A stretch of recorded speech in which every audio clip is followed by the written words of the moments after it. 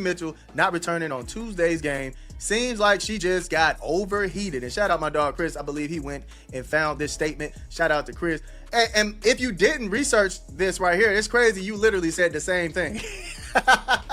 You said the same thing here. But I don't know what this means. She overheated. That update sounds simple until you realize what it does not answer. Kelsey Mitchell had just been torching Toronto. Then suddenly she was gone, music, and overheated is the only explanation Stephanie White could give afterward. Mitchell with 29 points, scoring on the tater tots. This is my backcourt, all right? And Marina Mabrey, you better be careful, all right? You out there repping that maple leaf. You're about to get turned into maple syrup out there. You was about to get turned to maple syrup, dog. I mean, it was getting feisty between Kelsey Mitchell and Marina Mabrey. Marina out there slapping Kelsey. Kelsey was like, hey, you got one more time. And that is why this feels bigger than a routine post-game note. Mitchell had 29 points. The Fever offense was flying and the game had already become physical enough that she and Marina were exchanging words after contact. Then, one of Indiana's hottest players disappeared from the floor. The good news is that White did not describe a specific injury in that update. The uncomfortable part is that overheating can cover a pretty wide range of situations. And from the outside, nobody watching that moment really knew how serious it was. That uncertainty is the part worth watching because later there is another number from this game that should worry Indiana even more than Mitchell leaving early. I was saying Kelsey Mitchell does not need to be in longer than Caitlin Clark. All right? She's a little older than Caitlin, right? She's a little older than Aaliyah Boston. Only reason I understand Boston is because she's a big. Bigs usually don't stay in as long as guards. I understand that, but my goodness, we don't need another situation like last year in the playoffs. I'm just going to leave it at that, all right? I don't need that happening, Stephanie White. Please take care of This is where the conversation immediately turns toward workload. The host's argument is that Mitchell should not have to carry excessive minutes, especially when Indiana has enough scoring around her to spread the burden. You do not have to agree with every part of that argument to understand the concern. Mitchell is not some secondary option Indiana can casually replace for a stretch. She is one half of a backcourt that completely changed this game. When she is attacking downhill, hitting threes, and forcing defenders to chase her through actions, the entire geometry of the Fever offense changes, and that makes the timing important.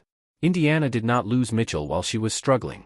She left during a night when she was controlling stretches of the game. If you are Stephanie White, the immediate objective is not simply squeezing every possible possession out of a player because she is hot. It is getting through the game with your core intact, especially when the rest of the roster is producing enough offense to help. But there is another side to this. We do not have evidence from this clip that White mismanaged Mitchell's minutes or caused what happened. That would be speculation. What we do have is a player leaving, a coach saying she appeared to get overheated, and a fan base understandably nervous because Mitchell has become too important to this team to treat any unexpected exit casually. We can't beat better teams like this, man. We gave up 18 offensive rebounds, ladies and gentlemen. 18 offensive rebounds. I love that we won, but my goodness, I got to talk about that. I had to talk about it, y'all. We have to rebound, and honestly, we need to run players off of that perimeter too. The Toronto tempo was knocking down now, a shot. We get to the first major warning hiding underneath the win. 18 offensive rebounds allowed. That is not a cosmetic stat. That is 18 extra opportunities. Indiana handed back to Toronto after initially doing enough to force a miss. Think about how expensive that becomes against a better shooting team. You defend for 20 seconds, contest the shot, finally get the miss you wanted, and then the possession starts all over again because nobody finishes the play with the rebound.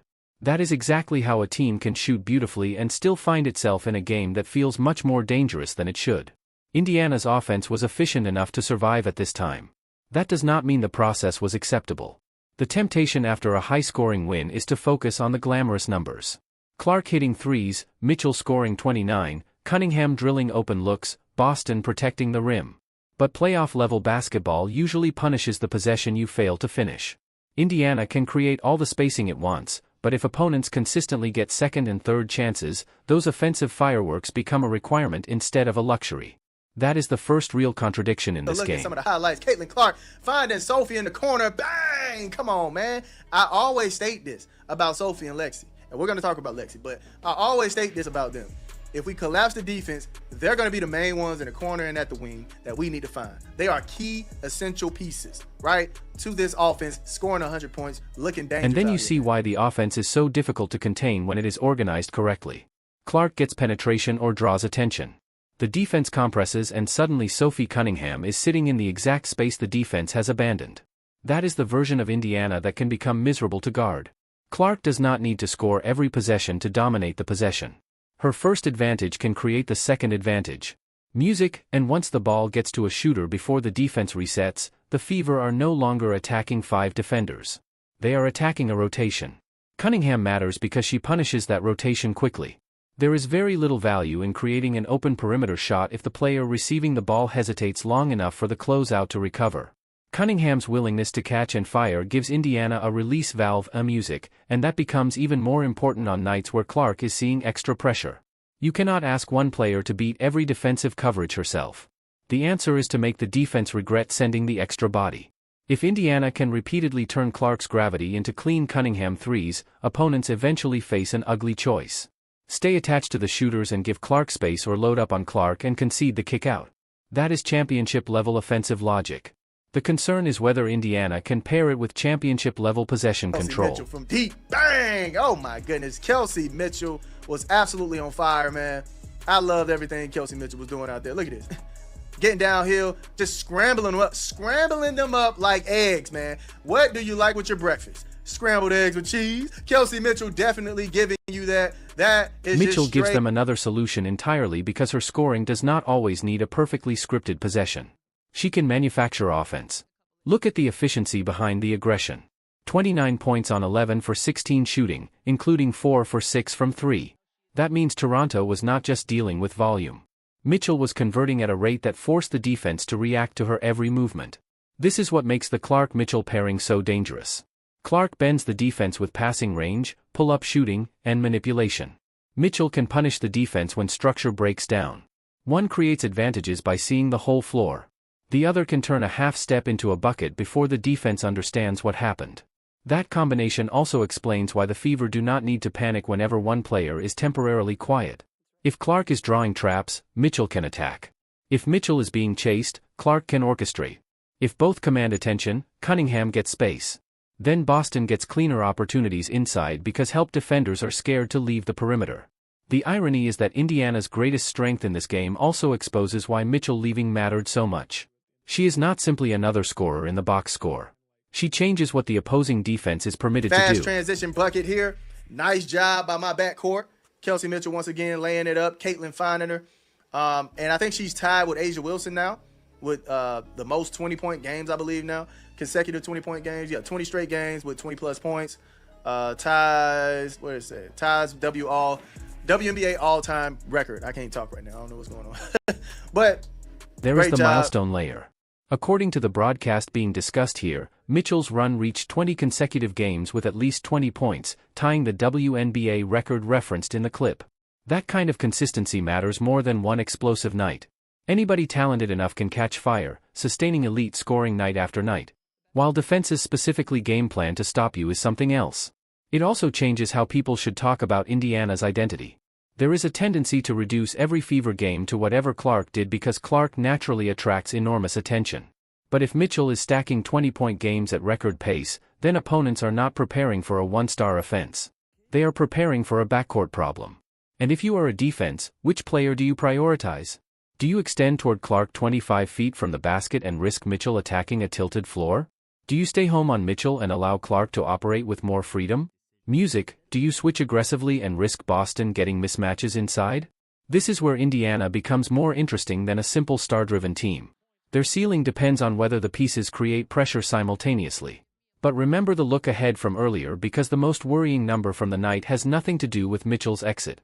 It is the reason Indiana could score at an elite level and still leave obvious openings for a stronger opponent. Clark, bang! Look at this, man. And I stated it. I said, look, Caitlin is going to come into this third quarter, and she's going to take the crock pot top right off, and that smoke, that smell, that good smell coming out of what she's cooking is going to come out. It's going to lift all of us by the nose like a cartoon character smelling pie, and it's going to drag us to the game, and she's just going to cook. She's going to absolutely feed everybody. Clark's third quarter is the perfect example of what happens when Indiana's offense hits another gear. She finished with 24 points and 7 assists. And the clip captures the moment when the game started looking easier for her. She was 4 for 9 from 3. That matters because when Clark is making that shot, defenders cannot simply duck under screens or sit comfortably in the paint. They have to meet her higher, sometimes much higher. And every extra step a defender takes away from the rim opens another passing window. You can see the psychological effect, too. Once a player hits from deep, gets downhill, and starts finding teammates, defenders begin guarding possibilities instead of actions. They are thinking about the pull-up, thinking about the drive, thinking about the pass behind them. That hesitation is often enough, but Clark's stat line also carried 7 turnovers, and that is where the performance gets more complicated. Great offense does not erase loose possessions. Music, when you are playing a team that can punish mistakes in transition, 7 turnovers from your primary initiator can become a serious problem. Some of those mistakes appeared to come from Clark trying to do too much with the dribble, including sequences later discussed in the source where the ball got away from her as she attempted more creative moves. That does not mean you want to remove creativity from her game. Her unpredictability is part of what makes her special. The goal is separating productive risk from unnecessary risk. A great point guard is constantly living on that line. If you eliminate every dangerous pass and every ambitious move, you also eliminate some of the plays that break defenses. But if the experimentation turns into empty possessions, the cost rises quickly. Indiana survived the turnovers because its shooting was excellent. Against a team that matches that shooting, those lost possessions could decide the game. Turning the 6 upside down, baby. Harrison getting blocked by Aaliyah Boston. Aaliyah, I got to talk to you for a second, Aaliyah Boston, because you are doing a fantastic job on the defensive side. Almost every game you're getting multiple steals, multiple blocks. I like that. All right.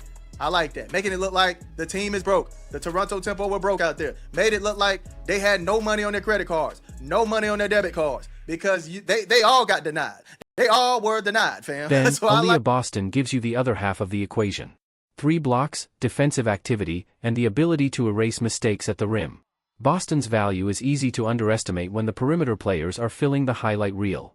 But every aggressive defense needs somebody behind it who can clean up the possession. Guards get beat, rotations arrive late, screens create temporary advantages. A reliable interior defender gives everyone else permission to play with more pressure. The problem is that Boston's offensive spacing becomes much more valuable if the defense respects her jumper. Music, in this game, she went 0 for 2 from 3, and the source points out visible hesitation. That matters because hesitation tells the defense exactly what it wants to know.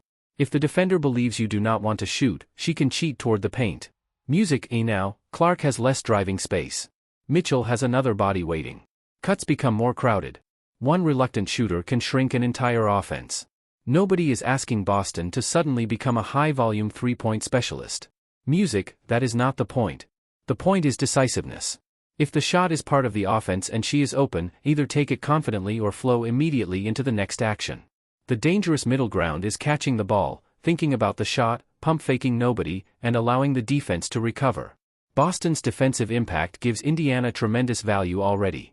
If she can restore enough confidence from outside to force defenders into honest closeouts, the offense gains another layer without changing who she is.